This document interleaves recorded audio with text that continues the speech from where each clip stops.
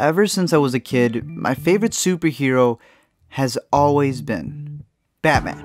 But Spider-Man is a close second, because, like most kids, I wasn't a billionaire orphan with a butler who fought crime dressed as a bat, but I was a kid who marveled at the idea of getting superpowers during high school, and Peter Parker was the perfect conduit for that. And look, I love me the Tobey movies, minus the La La Land one. I personally still don't understand what this cringe was. I break up with you. I break up with you.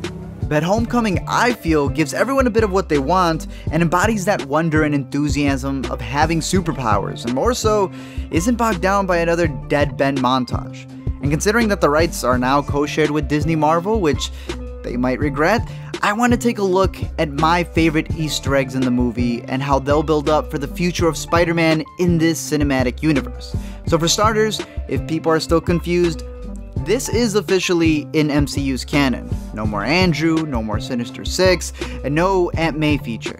Unless, you know, they get Marissa Tomei to do it, then I'm gonna be there day one. But this film fits perfectly in the landscape of superheroes and where all the civilians are pretty much used to them. There are literally scenes where Spider-Man just strolls the streets and gives directions. He's doing backflips, and he's just pretty much straight up chilling. But what I love more than the Captain PSAs that connects it all, or the armor references, were the more subtler Easter eggs in the background, like Howard Stark's mural right there in the school, or Bruce Banner's picture alongside all of the other influential scientists.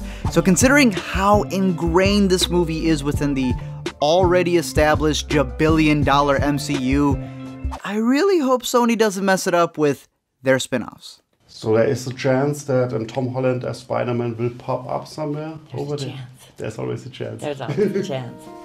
I think one of the things that Hello, Kevin darkness, has done with Marvel that's so... One thing that we should expect is a total of 5 appearances for Tom Holland's Spider-Man, according to Marvel president Kevin Feige. We already saw him in 2, so up next would be the 2 Avengers movies and another Homecoming sequel, which leads to the end of a continuous character arc, according to Feige. Does that mean that he will finally accept becoming an Avenger by the end of it? Or even crazier, maybe even dies? Feige did say that the aftermath of Infinity War will be carried through with a Peter Parker and Spider-Man movie, so that may allude to something that we've seen in the comics, and something that fans have been wanting, which is Miles Morales. Now, for those of you who don't know, Donald Glover is awesome. For those of you who also don't know, there is a character named Miles Morales who was created in the comics that took the mantle of Spider-Man after Parker's death. Many campaigned Gambino to be the live-action Spidey after voicing Miles in the animated series. That obviously didn't happen. However, he does make a mini appearance in Homecoming, and the crazy thing is, he's too old to play Miles Morales, but he's just the right age to play Miles Morales' uncle, who's better known as the villain, the Prowler. This is dope because 1, Glover is awesome and I'll take him in more franchises, but 2, this confirms Miles Morales as being canon in the MCU, with the possibility of him taking over the mantle after the crazy events of Infinity War, and perhaps having that planned arc for Peter Parker end with his death. Of course, only time will tell, and considering that Tony's barely proposing, the MCU is gonna take their time with it.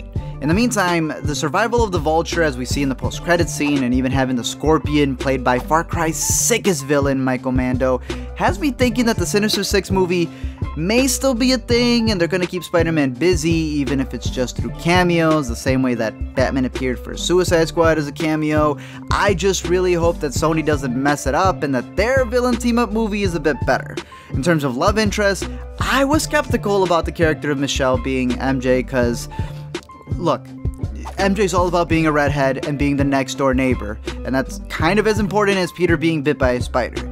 But I will give him this, she was a funny character, and I like how they played off of the MJ nickname, considering that the filmmakers have even said that she isn't officially Mary Jane. She's Michelle with the nickname MJ, and she may still be out there in a future installment, and thus add to Peter's character arc.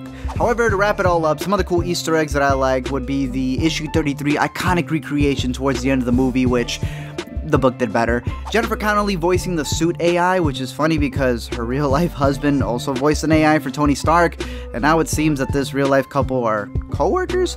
Kenneth Choi, who was in Captain America, returns to play the principal in this movie, who actually would be the grandson of the character he played in Captain America, and even has a picture of his grandpa on the desk, which is really just a picture of himself.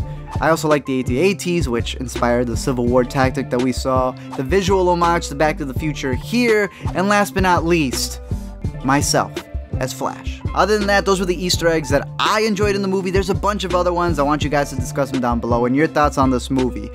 I just want to say that Spider-Man 2 still is #1 for me. It would go Spider-Man 2, Spider-Man, then Homecoming. The other ones don't really exist in my mind. So other than that, I'm curious to know your list of it. You can definitely let me know down below in the comments section. Remember, if you follow me on Twitter and subscribe here on YouTube, I will personally send you a radioactive spider that will bite you. It will only hurt for a second, but you will have all of these incredible powers. But just remember that with great power comes great responsibility. Until next time, keep watching movies, and I'll see you guys later.